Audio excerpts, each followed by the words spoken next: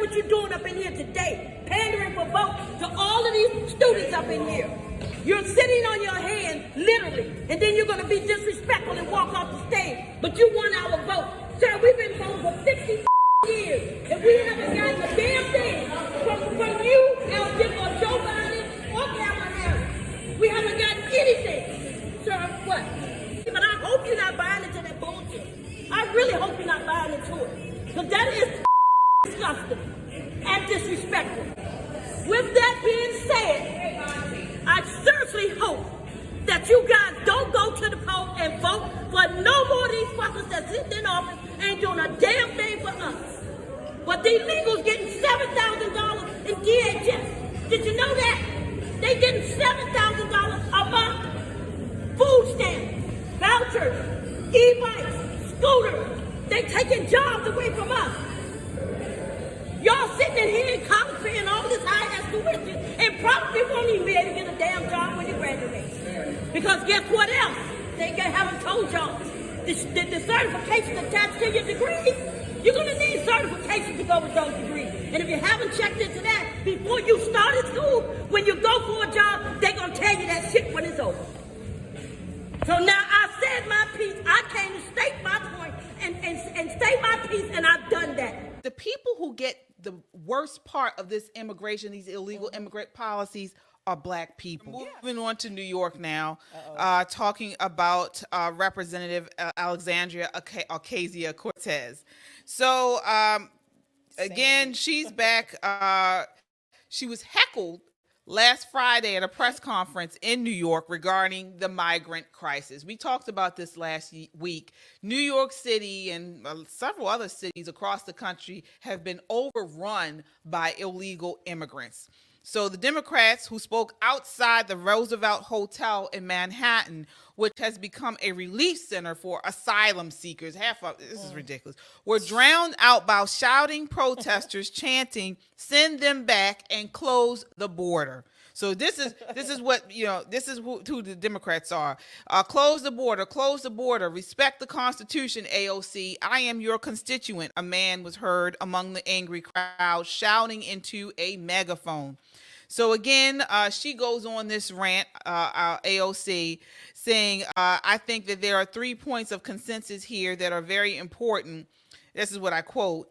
And she goes on, she's blaming climate crisis for these illegal immigrants coming into New York City, into the U.S. She's saying basically that people have been displaced due to climate change. So, everything is climate change now, yeah, right? everything is climate change. Yeah. It's climate change, or it's racism. Or Republicans are fascists. Right, yeah. It's climate change or it's racism. These are the two issues, or white supremacy. Right. So climate change, racism, white supremacy are the things that Democrats, these are the boogeyman responses that Democrats give you to every incident, every issue. It's one of these three. It's one of these three. Yeah. Why do you think that? I know I'm getting off course a little bit. Why do I think? Why are they pushing climate change?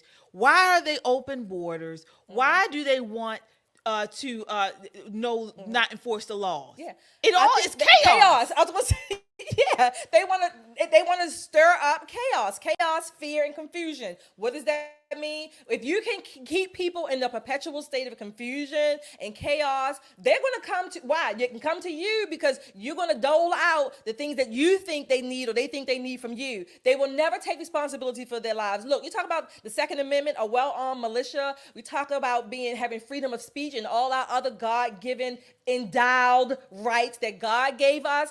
A person or people who are capable of caring for themselves. And when we say caring for ourselves, we're not talking about just having no laws. That's not what we're saying. Right. We're saying standards, if you will, laws that help keep our society and community safe. But when you have people who can take care of themselves, their families, work, whatever it is they do, have their own business, don't rely on the government, they are called free people, thinkers, open-minded, whatever you want to call them. They're not responsible. They're not imbeciles. They're not dependent on the government response to taking care of them. Well, therefore, if you don't need the government to take care of you, then what? You're not beholden to them for anything. Right. And not only that, but let's talk about what she said. So again, you have massive amounts of Americans who have come down to New York City and complain about how their city is being overrun by illegal immigrants. And you know what she says? She says the second is to allow for work authorization so that folks in here can get work and start supporting themselves as soon as possible. So they have, thousands of immigrants overrunning the city. 10,000 and she wants to give them work authorizations so they can take the jobs. Guess whose jobs they're going to be taking? Yours. Black and brown. New Yorkers, I can't believe you either. Now, again, you voted for Governor Hochul and however you pronounce her name, and Mayor Adams. You voted for these people, AOC. Why? New Yorkers, you should know better. Come on. Look, you're a kick-ass type, take name, kick ass and take names, whatever. I don't understand it. But the work permits, you're right, KJ. They're going to take the jobs from New Yorkers. And guess who will still have her job? Governor Hochul, Hochul, or whatever you pronounce, and AOC. They'll still have their job. You're right. But the immigrants will take all of yours, and you're still going to have to sponsor them and put them up in your hotels. Manhattan looks like a cesspool. Manhattan looks like the Seattle of the East, like Seattle was looking a few years ago when they had the streets blocked off and claimed these spaces or whatever. That's what Manhattan looks like. Not now. only does it look, In it San smells Francisco. like piss. And San Francisco. I drove through there this summer, I was coming from New Hampshire and coming back here to Maryland, and the whole city smells of piss. Yep. That's how bad it is. Let me tell you about this immigration. So, immigration policy expert Roy Beck points out in his book, Back of the Hiring Line, the people who get the worst part of this immigration, these illegal immigrant policies, are black people. Black men's earnings actually rose faster than white men's from 1940 to 1970. During that same time period, the share of black Americans who were considered middle class exploded, growing from 22% to 71%, he says. But progress among black workers leveled off starting around 1970. Guess what happened in 1970? Immigration policies. So black workers started around 1970, 5 years after Congress passed laws that significantly increased rates of immigration from roughly 250,000 per year to 1 million annually.